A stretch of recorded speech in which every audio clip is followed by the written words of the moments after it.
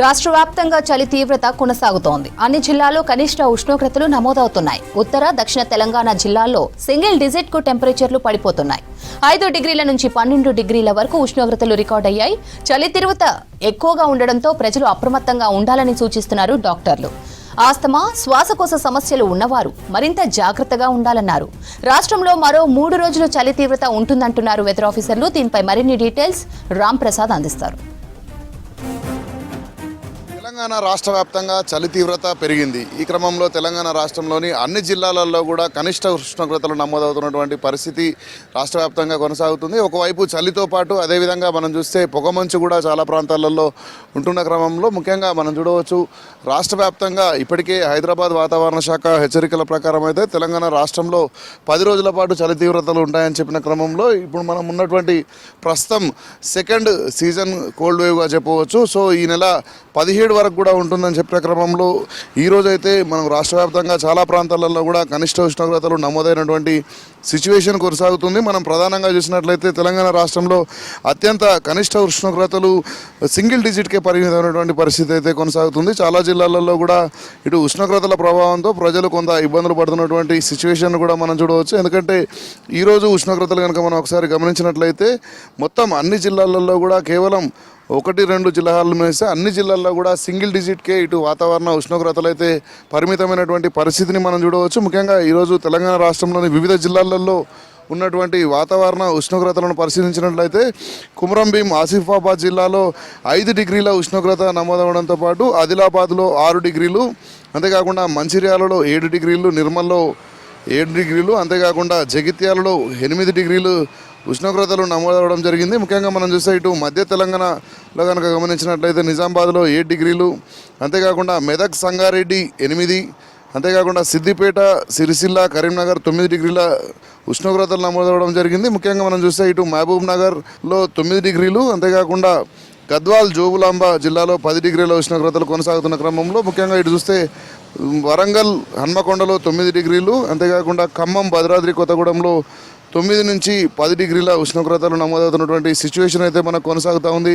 ముఖ్యంగా ఇటు హైదరాబాద్లో పరిస్థితి గమనించినట్లయితే హైదరాబాద్లో మరింత తక్కువ స్థాయిలో అయితే ఇటు ఉష్ణోగ్రతలు నమోదైనటువంటి సిచ్యువేషన్ కొనసాగుతుంది. ప్రధానంగా హైదరాబాద్లోని జిహెచ్ఎంసీ పరిధిలో 8 నుండి 12 డిగ్రీల ఉష్ణోగ్రతలు నమోదవుతున్న క్రమంలో ప్రధానంగా ఇటు షేరిలింగంపల్లిలో 6 నుండి 8 డిగ్రీలు, మేడ్చల్, మల్కాజిగిరిలో 7 డిగ్రీల ఉష్ణోగ్రత, అంతేకాకుండా ఇటు వికారాబాద్లో 6 డిగ్రీల ఉష్ణోగ్రతలు నమోదైనటువంటి సిచ్యువేషన్ కొనసాగుతుంది. సో మనం చూసినట్లయితే తెలంగాణ రాష్ట్ర వ్యాప్తంగా తక్కువ ఉష్ణోగ్రతలు నమోదవుతున్న క్రమంలో అయితే ప్రజలందరూ కూడా కొంత అప్రమత్తంగా ఉండాలంటూ ఇటు వాతావరణ శాఖ హెచ్చరికల్లో పేర్కొనడం జరిగింది. అంతేకాకుండా రాబోయే 2 నుంచి 3 రోజులలో కూడా తెలంగాణ రాష్ట్ర వ్యాప్తంగా మరింత ఉష్ణోగ్రతల స్థాయి పడిపోయే పరిస్థితి ఉన్నట్టయితే మనకు తెలుస్తూ ఉంది. సో ఈరోజు మనం చూస్తే తెలంగాణలో అత్యధికంగా మనం చూడవచ్చు ఇటు 12 డిగ్రీల ఉష్ణోగ్రతలు నమోదు కాగా అత్యల్పంగా 5 డిగ్రీల ఉష్ణోగ్రతలు నమోదైనటువంటి సిచ్యువేషన్ కొనసాగుతున్న క్రమంలో ప్రజలందరూ కూడా జాగ్రత్తలు పాటించాలని చెప్పేసి అయితే ఇటు వాతావరణ శాఖతో పాటు వైద్య శాఖ అధికారులు కూడా సూచిస్తున్నటువంటి పరిస్థితి. ఎందుకంటే మనం చూడవచ్చు హైదరాబాద్లో ఉదయాన్నే ఇటు వాకింగ్ వెళ్ళేటువంటి ప్రజలందరూ కూడా కొన్ని జాగ్రత్తలు అయితే పాటించాలని చూస్తున్నారు.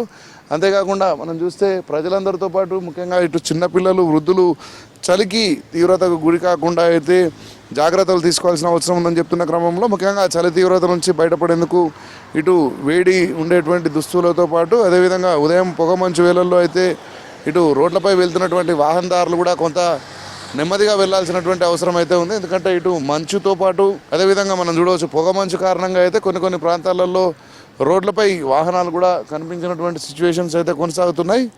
సో దీంతో మనం చూస్తే తెలంగాణ రాష్ట్ర వ్యాప్తంగా ఇటు హైదరాబాద్లో ప్రధానంగా గమనిస్తే హైదరాబాద్లో కూడా చలి ప్రభావం చాలా స్పష్టంగా కనిపిస్తుంది. ఎందుకంటే ఇప్పటికే షేరిలింగంపల్లి, మేడ్చల్, రంగారెడ్డి, వికారాబాద్ ప్రాంతాలలో అయితే కేవలం 6 నుంచి 8 డిగ్రీల ఉష్ణోగ్రతలు నమోదవుతున్న క్రమంలో ఇటు కనిష్ట ఉష్ణోగ్రతలు నమోదవుతున్న క్రమంలో అయితే ప్రజలందరూ కూడా కొన్ని జాగ్రత్తలు పాటించాలి. అంతేకాకుండా రానున్న 2-3 రోజుల పాటు కూడా ఇదే పరిస్థితి కొనసాగుతున్న క్రమంలో అయితే మనం చూడవచ్చు ఇప్పటికే రాత్రి వేళల్లో కూడా చలి తీవ్రతలు చాలా కనిష్ట ఉష్ణోగ్రతలు నమోదవుతున్న క్రమంలో ఉదయం 9 గంటల వరకు కూడా ఇటు చలితో పాటు అదేవిధంగా మనం చూస్తే ఈ పొగమంచు కూడా కనిపిస్తున్నటువంటి దృశ్యాలను మనం చూడవచ్చు. ఎందుకంటే ఉదయాన్నే ఇటు పొగమంచు కారణంగా అయితే చలి కారణంగా కొంత ప్రజలు ఇబ్బందులు ఎదుర్కొన్నప్పటికీ కూడా ఇటు దట్టమైన పొగమంచు కారణంగా అయితే చాలా ప్రాంతాలలో ఉష్ణోగ్రతలు కూడా ఇటు సింగిల్ డిజిట్కు పడిపోయినటువంటి పరిస్థితి కొనసాగుతున్నాయి. అంతేకాకుండా రాత్రి వేళల్లో మనం ఒకసారి గమనిస్తే 2 నుంచి 4 డిగ్రీలు ఇంకా తక్కువ ఉష్ణోగ్రతలు నమోదవుతున్నటువంటి సిచ్యువేషన్స్ కూడా